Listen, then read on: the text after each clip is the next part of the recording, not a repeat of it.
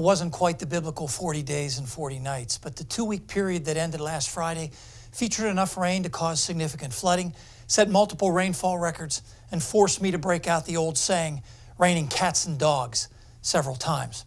Now here's what fell from July 21st to August 3rd across Pennsylvania and nearby states. This is a blend of ground truth and radar estimates. Now the purple in a swath from the Baltimore and Washington areas into the Susquehanna River Valley of Pennsylvania indicates at least 10 inches of rain. And notice the large gradient as you head west. The green there in western Pennsylvania indicates less than 2 inches fell there, pretty close to average this time of year for a 2-week period. Now here's some of the actual ground truth.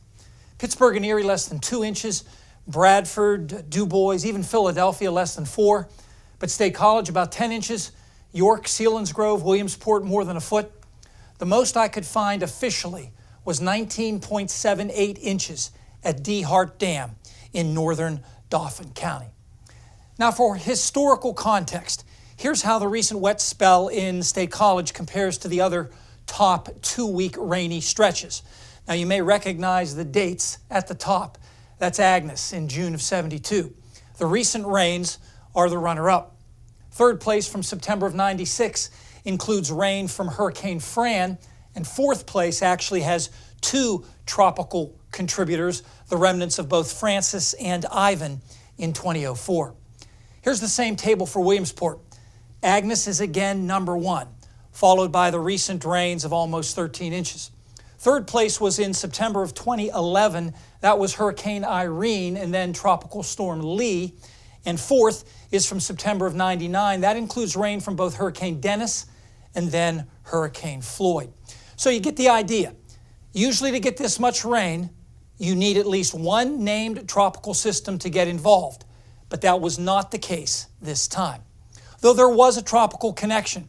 Here's a loop from last week of what's called total precipitable water, TPW, which is how much water would accumulate on the ground if you could instantaneously condense all the moisture out of the air. Yellow and orange here indicate air capable of producing tropical downpours. And much of the time, you can draw a connection directly out of the Gulf of Mexico right into Pennsylvania.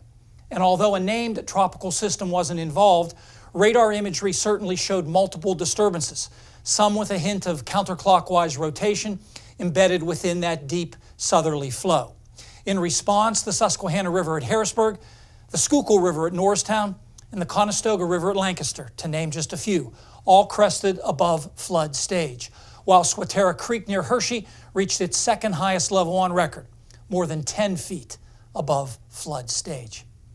Even with more than 3 weeks left in August, this meteorological summer already ranks as the 4th wettest on record in Harrisburg and 2nd wettest in State College, where less than an inch of rain is necessary to reach the dubious distinction of first place. Stay tuned. Our extended forecast is next.